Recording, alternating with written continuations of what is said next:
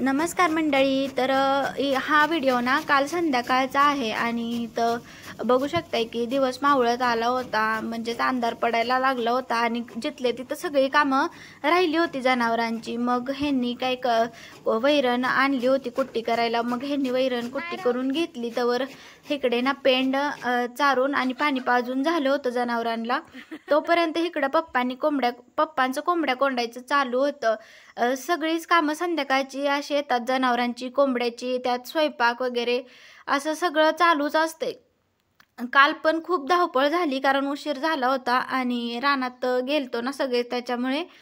आणि ते ह्यांची कुट्टी करून झाली होती. मग मग मी सगळ्यांना एक एक पाटी अशी कुट्टी केलेली ती टाकली आणि इथलं जनावरांचं सगळं काम आवरून आम्हाला रानात जायचं होतं कणसं झाकायला. कारण आभाळ येत होतं, थंडी सुटले तरी पण मधून मधून पाऊस येतच होता इकडं गावाकडे. आणि मग इथे आम्ही मळ्यात आलो होतो कणसं झाकायला, कारण वाळून खडखडीत झाली होती. म्हणजे नको भिजायला म्हणून ती झाकून आलो पटकन सगळं ते आम्ही, दृष्टी आणि ह्यांनी. आणि मग आल्यावर लगेच स्वयंपाकाला लागलो, कारण स्वयंपाक करायचा होता. त्यात पप्पांना भूक लागली होती. मग म्हटलं चला आज वेगळं काय नको बनवायला, पिठलं आणि भाकरीच बनवावं म्हणून चूल पेटवली पटकन. छान मस्त अशा आरावर ज्वारीच्या भाकरी बनवल्या. आणि कोणाकोणाला आवडतं हो चुलीवरचं पिठलं आणि भाकरी ते नक्की कमेंट करून सांगा बरं का मला.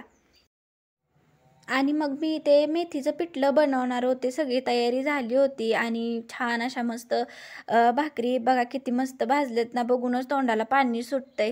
मग सगळ्या भाकरी वगैरे आवरून झाल्या आणि ते ना मग पिठलं लगेचच बनवून घेतलं मी.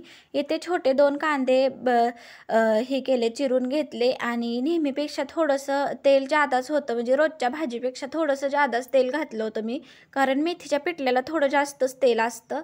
आणि मग इथे तेलामध्ये छान मोहरी जिरं टाकून घेतलं, त्यात छान असा कांदा भाजून घेतला. मग हिरव्या मिरचीचं वाटण घातलं, लसूण कोथिंबीर हिरवी मिरची बारीक केलं होतं ते, आणि छान असं भाजून घेतलं कांद्यासोबतच. 2 चमचे हळद टाकली आणि 2 चमचे नमक पण मी इथे घालून घेतलं, लगेचच मसाला भाजेल असं म्हणून.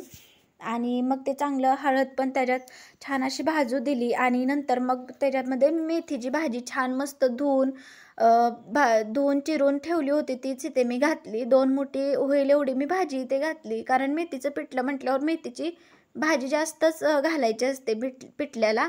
आणि ते मग काय पाणी 2 ग्लास वतलं, छान उकळी आणि ते छान असं पाण्याला उकळी येऊ दिली. आणि मग थोडं थोडं करत बेसनचं पीठ मी त्याच्यामध्ये न गाठी होता हलवून घेतलं आणि मग सगळ्यांनी बसून बाहेरच जेवण केलं. खूप दिवसानंतर बाहेर असं जेवण केलं. आणि तर कसा वाटला व्हिडिओ ते नक्की कमेंट करून सांगा, लाईक करा, शेअर करा आणि आपल्या चॅनलला नक्की सबस्क्राईब करा. बाय बाय सगळ्यांना.